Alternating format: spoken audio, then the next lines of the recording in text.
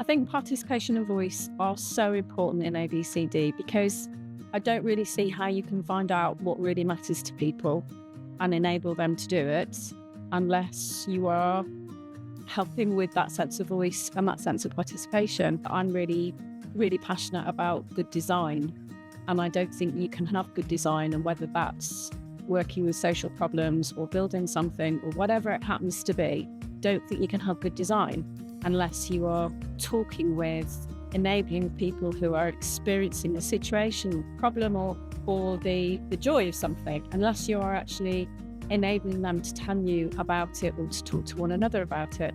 I don't see how you can create new ways of doing things. The most important thing to me is that you ask questions and that you set up ways of hearing the answers to those questions. So you're not just throwing a question out there. So the first thing for me, if you ask people questions, you are saying to them, I actually want to know what you think. I actually want to hear from you. And so for me, the techniques on, just asking the question is an exciting and different thing that will engage people.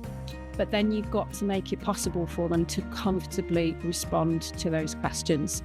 And I think for me, there are two things to do with the quieter people. The first one is always to have an opening round, to ask a really simple question that allows people to share what's joyful in their lives, what's going well, what they love, what their special passions are.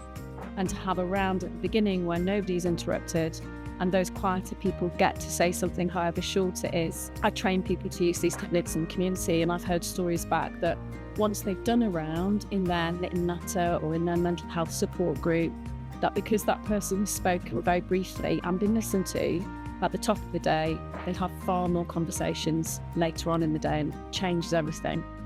So that's the first thing. And then very often I'll ask people to get into pairs. There are so many people who want time to process what they're thinking first before they're ready to speak.